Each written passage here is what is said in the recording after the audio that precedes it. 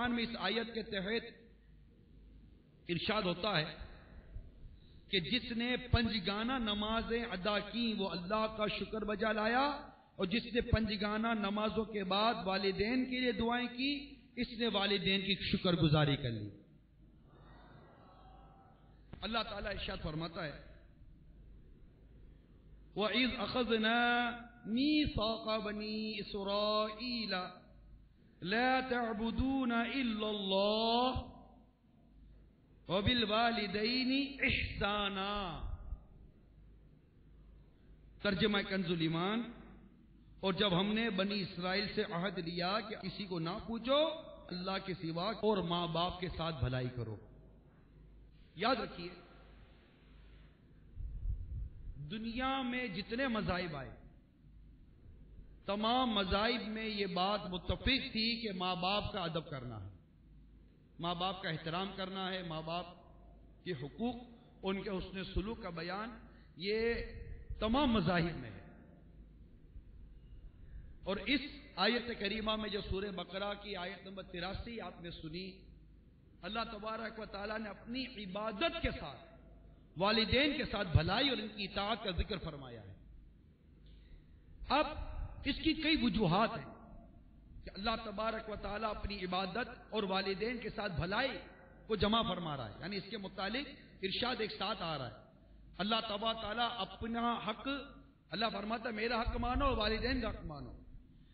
جب ہم اس ارشادات پر غور کرتے ہیں تو ماں باپ کی اہمیت، ماں باپ کے حقوق، ماں باپ کے ساتھ حسن سلوک کے بارے میں بڑا کانسیپٹ کلیئر ہوتا ہے، بڑی وضاحت ہوتی ہے۔ لہذا چند وجوہات اس کی بیان کی جاتی ہیں، اور یہ وجوہات تفسیر نعیمی میں مفتی احمد یار خان نعیمی رحمت اللہ تعالی علیہ نے لکھی، جس کا مضمون کچھ یوں ہے جو میں ابھی بیان کرنے جا رہا ہوں۔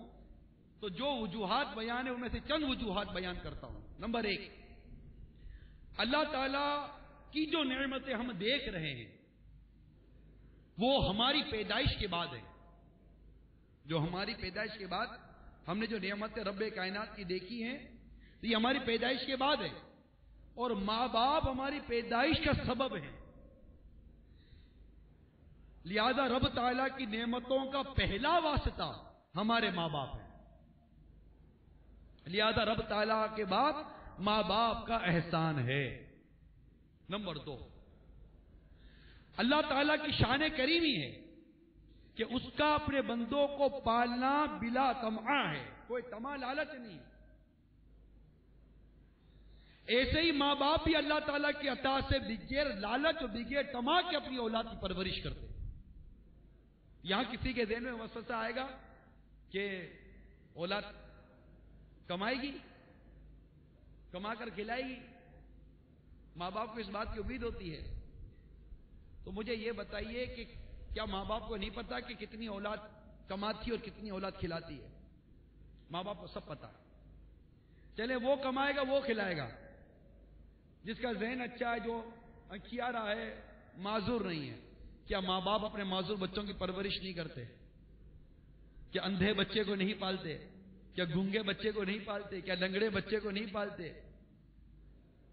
بلکہ بچہ جب پیدا ہو اور ایسی ایسی بیماریاں لے کر بعض بچے پیدا ہوتے ہیں کہ پیدا ہوتے ہی ماں باپ کے اوپر اپنے بچوں کی جان بچانے کے لیے لاکھوں روپے کے اخراجات آ جاتے ہیں۔ کیا نہیں جانتے؟ کتنے بچوں کو ایسی بیماریاں لگتی ہیں، وہ سیلی تھیما کی شاید بیماری کہلاتی ہے، سیلی تھیما شاید اسی طرح کی کوئی بیماری ہے جس میں بچے کو مسلسل خون چڑھتا رہتا ہے، اور وہ بچہ اتنا سا تو ہے، آخر ماں باپ اس بچے کو زندہ رکھنے کے لیے، اس کی حیات کی جستجو کے لیے لاکھوں لاکھ روپے خرچ کر دیتے ہیں۔ آج کل تو بچے شوگر کی بیماری لے کر پیدا ہو رہے ہیں، آج کل کے بچوں کو پیدائشی بیماریاں کتنی لاحق ہو رہی ہیں۔ پھر کتنے بچے ایسے ہوتے ہیں جو پیدا ہو گئے، پیدا ہونے کے بعد ان کے علاج ہوئے، کوئی بھی معاملہ ہوا، لیکن ماں باپ کے ہاتھ پہ جب یہ بچہ آتا ہے تو معذور آتا ہے۔ ڈاکٹر کہتے ہیں کہ یہ کبھی بول نہیں سکے گا، ڈاکٹر کہتے ہیں کبھی چل نہیں سکے گا، ڈاکٹر کہتے ہیں یہ سوچ نہیں سکے گا، اس کی عقل معاف ہو چکی ہے۔ کیا ماں باپ ایسے بچوں کو نہیں پالتے؟ کون سی تما ہے؟ وہ کون سی لالچ ہے؟ جڑوا بچے چپکے ہوئے پیدا ہوتے ہیں، بظاہر ماں باپ کے لیے وہ کسی کام کے نہیں ہوتے، بظاہر اگر لالچ و تما کی بات کی جائے ماں باپ ان بچوں کو بھی پالتے ہیں، تو ماں باپ بغیر تما بغیر لالچ کے پالتے ہیں۔ اور رہی جنت و دوزخ، تو کافر بھی تو اپنے بچوں کو پالتے ہیں، نہ کافر جنت پر ایمان لایا نہ دوزخ پر ایمان لایا، کیسے کفار ہیں؟ وہ بھی تو بچوں کو پالتے ہیں۔ تو بات سمجھ رہے ہیں؟ تو جس طرح اللہ تبارک و تعالیٰ بغیر تما بغیر لالچ کے اپنے بندوں کی پرورش فرماتا ہے، اپنے بندوں کو نعمت عطا فرماتا ہے، بندوں کو انعام فرماتا ہے، اسی طرح ماں باپ بھی بغیر تما اور بغیر لالچ کے اپنے بچوں کی پرورش کرتے ہیں۔ یوں ماں باپ کے حقوق کا بیان اللہ تبارک و تعالیٰ نے اپنے حق کے ساتھ بیان فرمایا۔ نمبر 3، اللہ تبارک و تعالیٰ انسان کی پیدائش میں حقیقی مؤثر ہے اور ماں باپ ظاہری مؤثر ہے۔ نمبر 5، اللہ تعالیٰ جس طرح اپنے نافرمان بندوں پر انعام فرماتا ہے اور ان پر انعام فرماتے ہوئے اللہ تبارک و تعالیٰ ملول نہیں ہوتا، اللہ تعالیٰ ان سے انعام روکتا نہیں ہے، اسی طرح ماں باپ بھی اپنی نافرمان اولاد پر اپنی شفقت اور اپنی خیر خواہی کا دروازہ کبھی بند نہیں کرتے۔ نمبر 5، جس طرح خالق دو نہیں ہو سکتے، ہر بندے کا خالق ایک ہی، ہمارا رب ایک، جس طرح خالق دو نہیں ہو سکتے اسی طرح کسی اولاد کے دو ماں یا دو باپ نہیں ہو سکتے، ماں بھی ایک ہوگی اور باپ بھی ایک ہی ہوگا۔ نمبر 6، والدین کبھی بھی اولاد کی ترقی میں کمی نہیں کرتے اور کبھی بھی ماں باپ کو اولاد سے حسد نہیں ہوتی، یہ ماں باپ ہی کی خصوصیت ہے۔ کوئی ایسے والدین نہیں ہیں جنہیں اپنی اولاد سے حسد ہوتی ہو، یعنی کوئی ایسا دنیا میں اگر ماں باپ آپ نے دیکھے ہو تو ہمیں بتائیے کہ جس کو مطلب کہ یہ ہو کہ یہ میری اولاد کو جو نعمت حاصل ہے، میری اولاد کی جو یہ برکت حاصل ہے، کسی صورت میں اولاد کی یہ برکت یہ نعمت ظاہر ہو جائے، نہیں، ماں باپ کو اپنی اولاد کے لیے کبھی ایسی حسرت نہیں ہوتی۔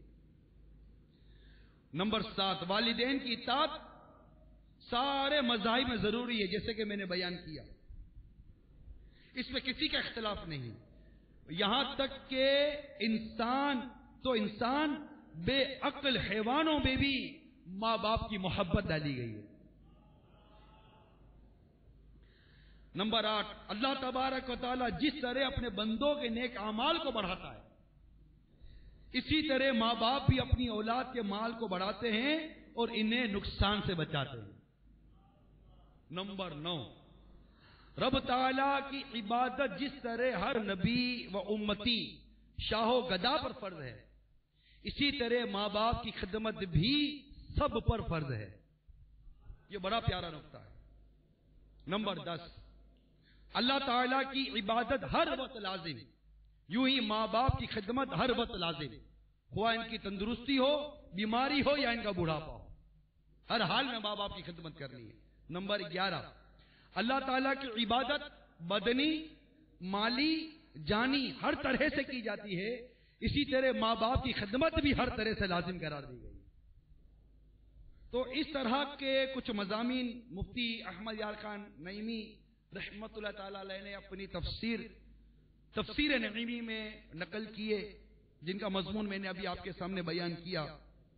تو میرے میٹھے پیارے اسلامی بھائیوں، جس طرح کوئی یہ دعویٰ نہیں کر سکتا کہ میں نے اللہ عز و جل کی عبادت کا حق ادا کر دیا، اسی طرح کوئی یہ دعویٰ نہیں کر سکتا کہ میں نے ماں باپ کی خدمت کا حق ادا کر دیا۔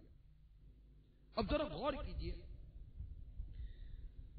کہ اے عاشقان رسول، اس پر غور کرو، جب ماں باپ کا یہ عالم ہے تو میرے اس مصطفیٰ کی شان و شوکت کا عالم کیا ہوگا، جسے دیکھ کر صحابہ کرام کہتے تھے یا رسول اللہ آپ پر ہمارے ماں باپ قربان۔ اس مصطفیٰ صلی اللہ تعالی علیہ وسلم کے حقوق اور آپ کی ادب اور آپ کا مقام کتنا اعلیٰ رفع ہوگا۔ مولانا حسن رضا خان علیہ رحمت المنان بڑی پیاری بات، بڑا پیارا شعر بیان کرتے ہیں۔ آپ لکھتے ہیں، شکر ایک کرم کا بھی ادا ہو نہیں سکتا یا رسول اللہ